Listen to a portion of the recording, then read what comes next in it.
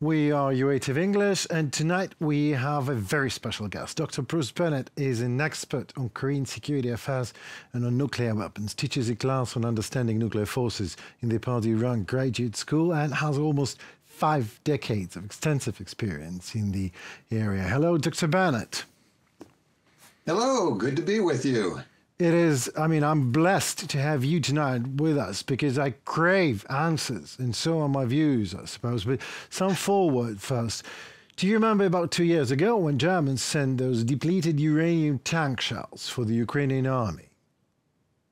Ah, yes. Right, so Russians, speaking of personally, Dmitry Medvedev said that the West has crossed the red line and the nuclear response is very possible. And then nothing happened, and, as usual. And then tens of very red lines were crossed and nothing. So Colonel Glenn Grant, who served in the British Army for 37 years, in general was some of the time served in the nuclear arms unit in particular, is absolutely sure that Putin understands that the moment he goes nuclear, he's done. Do you believe this is the case?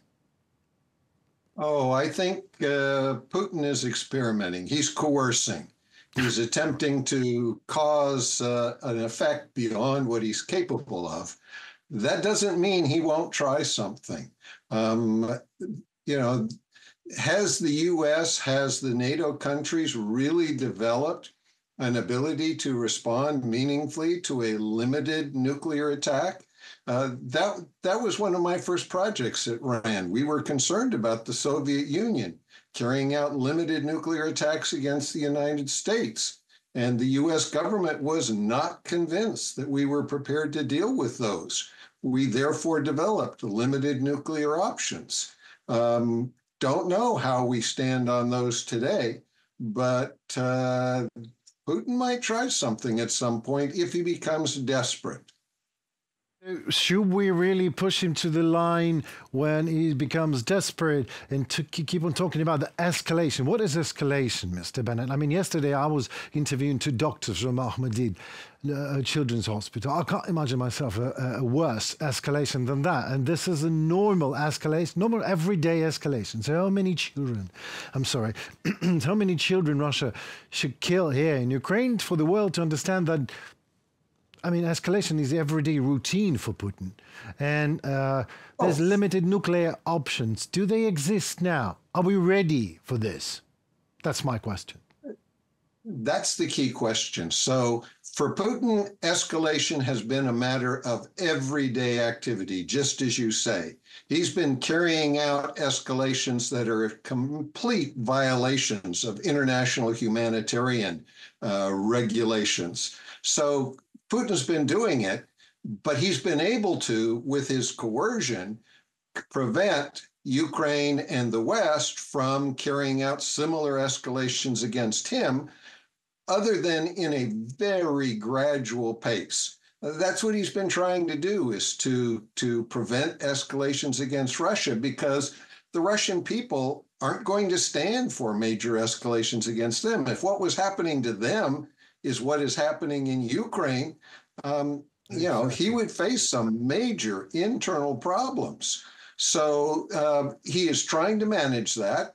What we don't know is, could he cross a threshold that's nuclear that we are not well prepared for? So 50 years ago, when we looked at this problem before, the question was, what kinds of ways could he use nuclear weapons in a limited manner that, because he had used them, we could respond in an appropriate manner?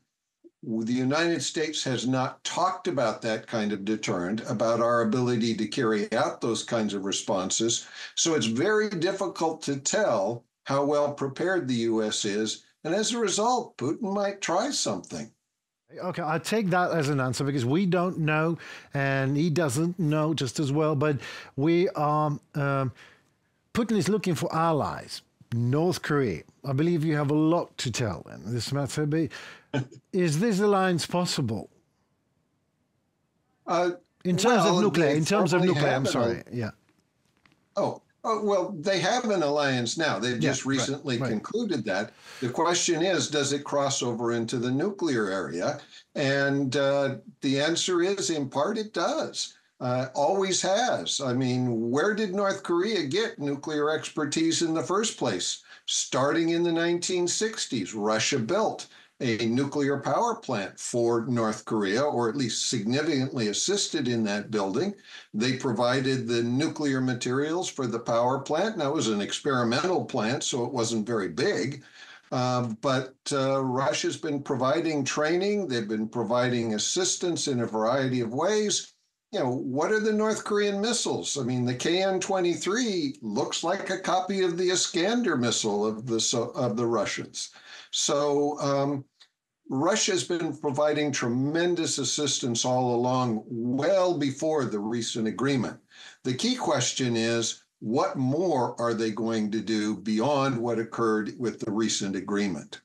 Well, if I'm allowed to add to this question, are they capable of doing that? Because but don't get me wrong, maybe they are. You know, you are the professional and you are the professor. You know all sorts of things, but I've seen a picture of North Korean soldiers recently marching on some kind of a square. Guys were marching with outdated Soviet arms in their hands. So how ready North Korea is really for nuclear war with the West? Well, but this is a question of willingness to accept damage. So Oh, is North Korea right. willing to accept significant damage to its people in order to cause a nuclear attack against the South, against the US? The answer is probably yes. I mean, for Kim, his people are pretty unhappy with him at this stage. He's not providing the resources they want: power, food, medical care, all of those kinds of things. And so they're exasperated with him. There's instability in the North. We don't know how serious. And so, from his perspective, if he can get the US to respond to a nuclear weapon use that he does, that might catapult his people into supporting him. You just don't know what he's thinking. And he is not Right. necessarily thinking the way we would about these kinds of things, that nuclear is an area where you don't go because you may not be able to control the aftermath.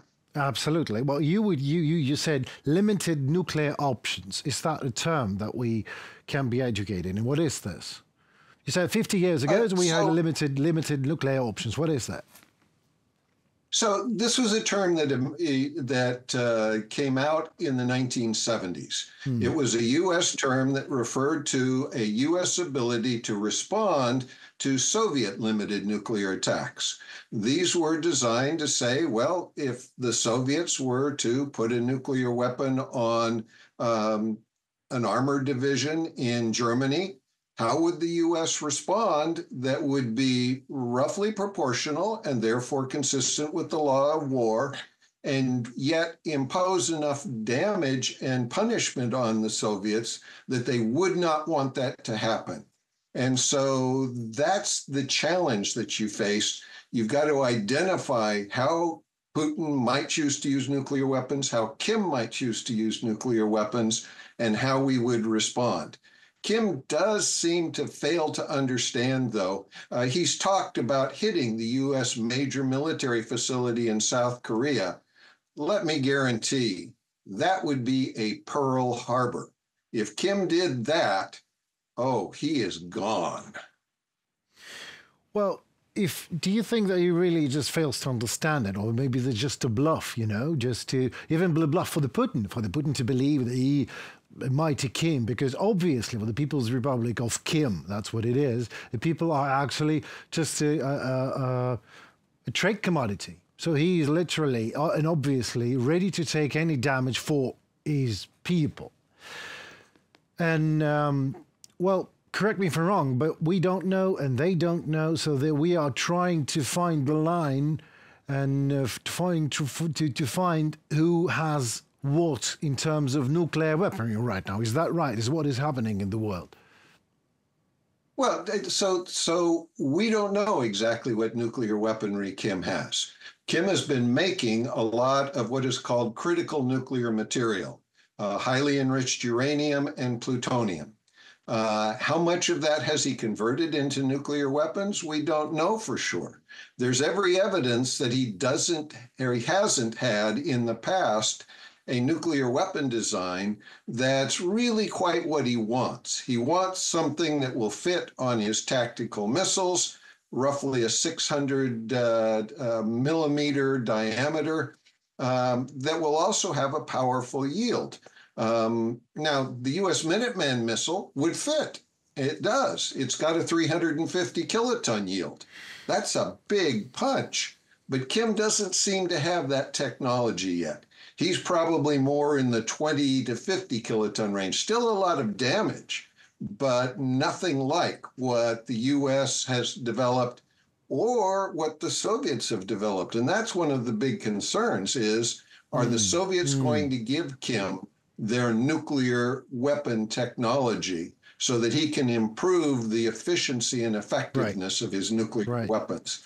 That's a big concern by everyone right now. Did you notice you said Soviets? Talking about Putin. Oh, yeah, and you are. Sometimes Absolutely. I think there's a strong correlation. I mean, it's a beautiful term. I use it all the time. I use Soviet Tsar just to be absolutely out of the line, and that will be still true. So what do we do, Mr. Bennett, as a collective West, as a somewhat civilized world that does not want a nuclear escalation in no way, but wants to stop the war and to finally deal with Putin's version of Russia? What do we do in terms of nuclear? What would you do if you would be the head of everything and would be making the decision? Well, at this point, the U.S. in its nuclear posture review in 2022 told Kim, if you use a nuclear weapon, the regime will be destroyed. That's an appropriate deterrent against major nuclear weapon use. But against limited nuclear weapon use, you're probably not going to destroy the regime because that would involve hitting 30, 50 targets and causing massive damage in North Korea. So we also need to have a concept for limited nuclear options. As discussed before, we need to be prepared to say, we are ready to respond to any way you use nuclear weapons. If we do, you are not going to like the outcomes. We are prepared to take out certain targets, which is what exactly we told the Soviets in the 1970s. And the initial Soviet reaction was, oh, we'd never do that. That doesn't make sense. And by the 80s, they were saying, oh, yeah, we could do that too.